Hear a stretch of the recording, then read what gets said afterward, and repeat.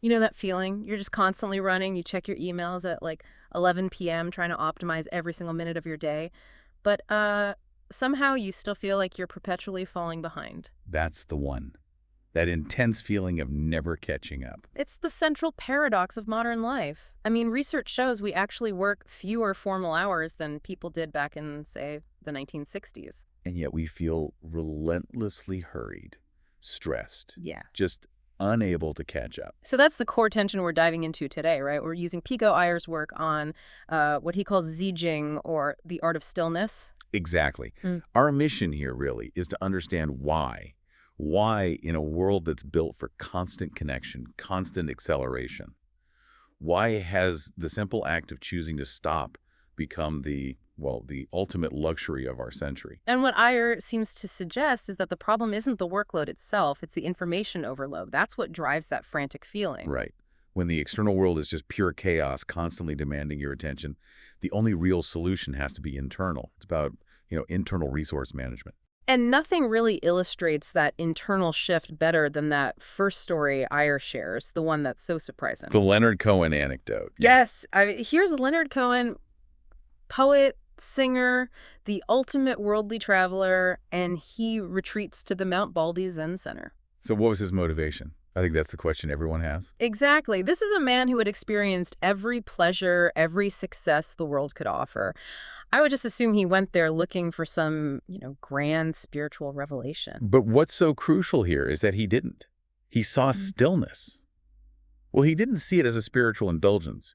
He saw it as the most practical way to finally get rid of the confusion and fear that had haunted him his whole life. So for Cohen, stillness was functional. Intensely functional. Practical. How could sitting motionless in an empty room for 7 days and nights, how could that possibly be the most practical solution to lifelong anxiety? Well, it just sounds like the least efficient use of time you can imagine. It does. But the goal wasn't productivity. It was clarity. The sources detail how he earned the Dharma name Jikan, which just means the silence between two thoughts. The silence between two thoughts. And the quote he gave, I think it sums up this whole mission of stillness. He described meditation as, and I'm quoting here, a true, profound entertainment containing the most authentic experience. He called it luxurious and rich, an answer to the emptiness of my own existence. That completely flips the script on what we think luxury is. It's not about what you acquire on the outside. No, it's about the internal richness you cultivate. And that's the perfect transition from Cohen's physical retreat to Iyer's mental framework. The core insight is that you don't necessarily need a mountaintop to get this. It's about changing the frame, not the location. Exactly. It's not about ignoring the world. It's about withdrawing for a moment so you can see it more clearly. And I think this is critical, so you can love it more deeply when you come back to it. That's the shift Iyer made himself, isn't it? He left what he called his dream job, reporting for Time magazine. And moved to a tiny room in Kyoto. So was that the moment? The moment he realized that running all over the globe looking for satisfaction was just keeping him running away from himself. I think so, absolutely. He realized the running around was the problem. And this idea, it has such deep philosophical roots. It goes back to Epictetus, Marcus Aurelius. Right. Iyer brings up that Shakespearean truth. There is nothing either good or bad, but thinking makes it so. So the external event, whether it's a hurricane destroying your town or, a massive business failure, it's fundamentally neutral. It is. It's our inner processing, our reaction to that experience that defines our suffering or our peace. And there's that great analogy Iyer uses. The car, if your car breaks, you don't just, paint the chassis. Our problem is our peace. They're deep inside. So searching for external happiness to fix an internal issue is, well, it's like looking for your keys out in the street because the light's better there. Even though you lost them in the house. Right. And that metaphor just feels so incredibly timely now because that's exactly what the digital age encourages us to do. Always look outward for solutions. But why is this need for an internal retreat so much more urgent today than it was, say, even a decade ago? It's the volume, isn't it? The sheer volume of information is just crushing us. The sources point out we get bombarded every single day with an amount of information that's equivalent to what Shakespeare received in his entire lifetime. Every day. Every single day. And the functional cost of that is, it's devastating to our focus. If the average person is interrupted, every 11 minutes? Roughly, yes. Yeah. And it takes 25 minutes to fully recover your focus. So if you do the math, We are permanently playing catch-up, You're perpetually just recovering from the last interruption. which means the entire value proposition of luxury has flipped. Completely. It's no longer about getting access to more information or more travel. That's not precious anymore. What's precious is the Yeah. freedom to filter it all out, the time to just think. To meditate without the immediate chime of a notification. That's the real luxury now. And the most fascinating part for me is seeing this very philosophical idea move from the Zen center to the corporate boardroom. Businesses are finally starting to realize that attention is their most valuable resource. And that stress is their most expensive problem. And this isn't some, touchy-feely wellness trend.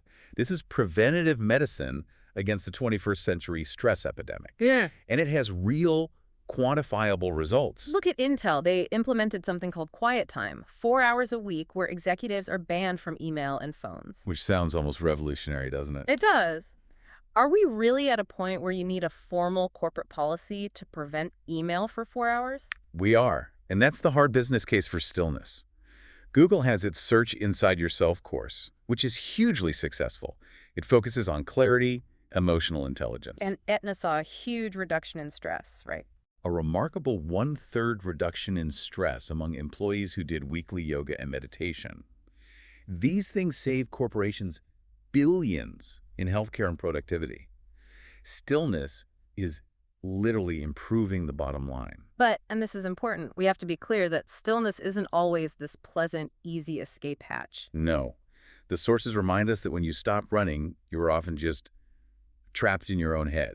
And that can be terrifying. There's nowhere left to hide from yourself. Exactly. And that confrontation is precisely what makes the act of stillness so powerful, so muscular. I mean, think of someone like Emily Dickinson. Writing this incredibly fiery poetry from almost complete isolation in her home. Right. She wrote that she could see things more clearly in the dark. And then you have the incredible story of Thomas Merton. The eloquent monk who sought this radical isolation in his little hermitage. And yet, his journals later revealed, hundreds of pages, detailing how he fell madly in love with a young nurse in his 50s. It's such a vital story. It proves that a quiet life doesn't just extinguish your internal desires or your human complexity. No, it just strips away the noise.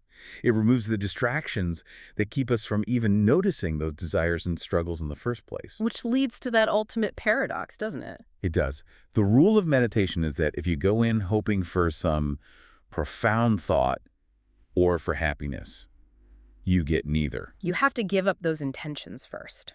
Only then can the insights emerge.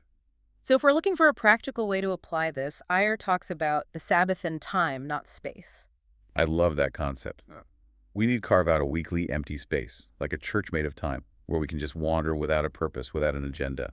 And the payoff is so counterintuitive. Yair noticed that the longer he was able to stop working, even for just a day, The higher the quality of his work became when he returned. that stillness is what refills the well. And it's possible even for those who are constantly moving.